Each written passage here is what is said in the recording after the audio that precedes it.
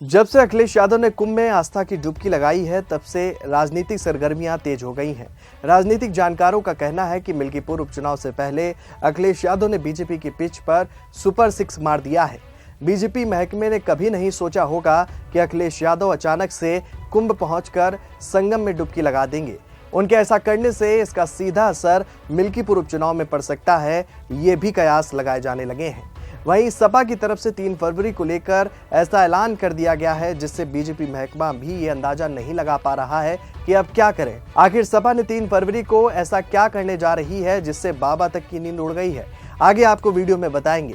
नमस्कार, आप देख रहे हैं 4PM और मैं हूं आपके साथ में शोभित पाठक। मिल्कीपुर उपचुनाव की अहमियत हाल ही में यूपी की 9 विधानसभा सीटों पर हुए उपचुनाव के बराबर ही मानी जानी चाहिए, क्योंकि मिल्कीपुर का मामला सीधे अयोध्या के रिजल्ट से जुड़ा हुआ है, जहां फैजाबाद लोकसभा सीट पर समाजवादी पार्टी ने बीजेपी को हरा दिया था, और वो भी ऐसे दौर में जब राम मंदिर उद्घाटन के साथ ही अयोध्या आंदोलन की पूर्णाहुति हो रही थी।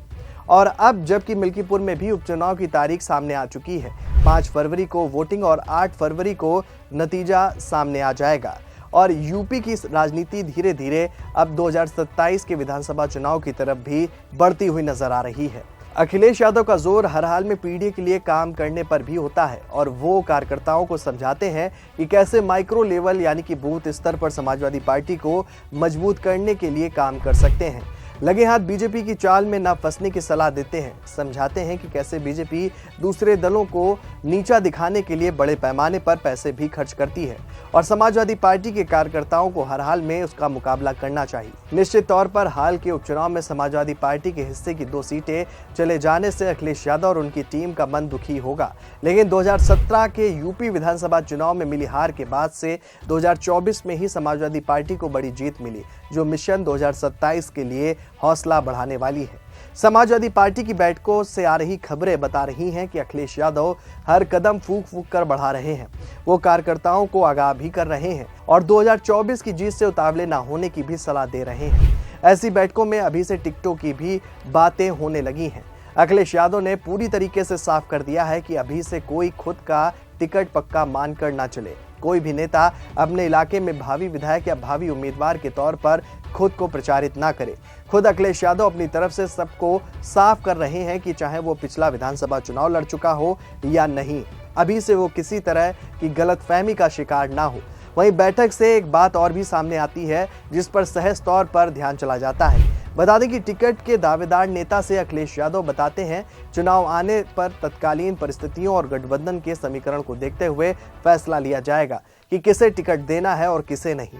गठबंधन का ये जिक्र बता रहा है कि अखिलेश यादव यूपी में मायावती या दिल्ली में अरविंद केजरीवाल की तरह अकेले चुनाव नहीं लड़ने जा रहे हैं। दिल्ली में अखिलेश यादव के आम आदमी पार्टी को सपोर्ट देने और जम्मू कश्मीर के मुख्यमंत्री उमर अब्दुल्ला के इंडिया ब्लॉक के अस्तित्व पर ही सवाल उठा देने के बाद ये बात और भी प्रासंगिक हो जाती है कि वहीं अगर बात बीजेपी की जाए तो संभल पर यूपी के मुख्यमंत्री योगी आदित्यनाथ के आक्रामक रुख को देखते हुए समाजवादी पार्टी पहले से सतर्क हो गई है, और अपनी हिस्सेदारी को लेकर कांग्रेस भी अलर्ट नजर आ रही है।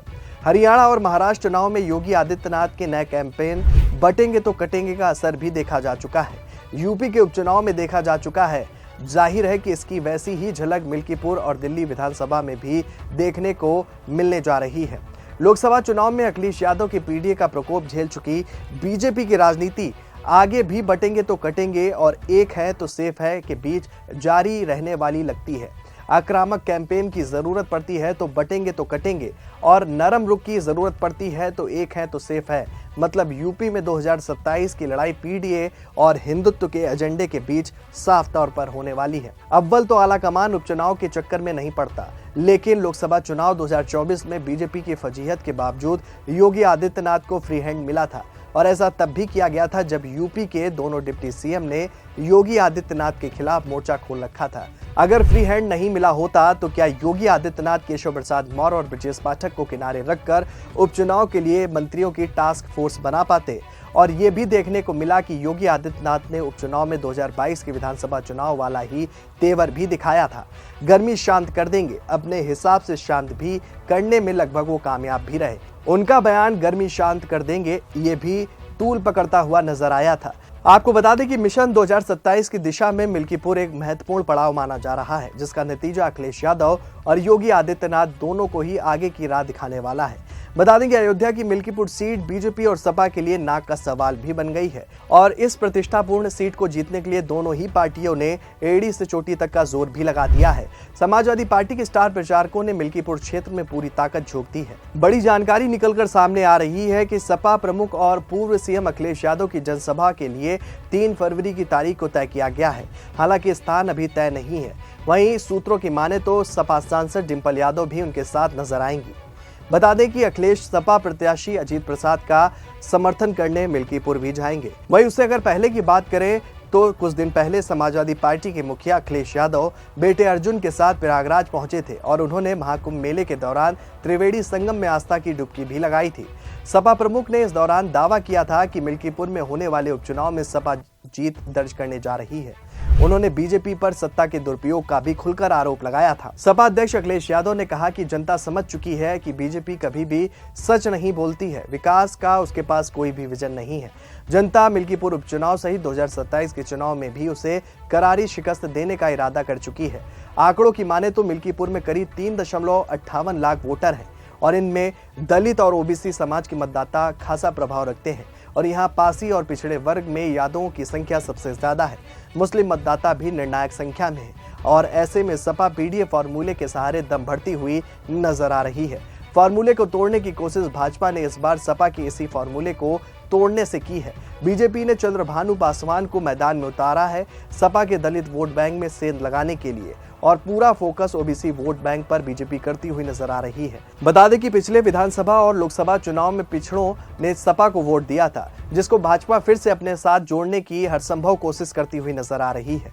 वहीं मिल्कीपुर में पासी बिरादरी के 55,000 मतदाता, 30,000 मुस्लिम, यादवों की संख्या करीब 55,000, 60,000 ब्राह्मण, क्षत्रिय और वैश्य मिलाकर 45,000 और अन्य जातियों में 20,000 और 18,000 चौरसिया, पाल और मौर्य वोटर भी इसमें शामिल हैं। सवर्ण वोट बैंक बीजेपी के हमेशा साथ रहा है और अब पार्टी ने दलित और पिछड़ों को भी जोड़ना शुरू कर दिया है।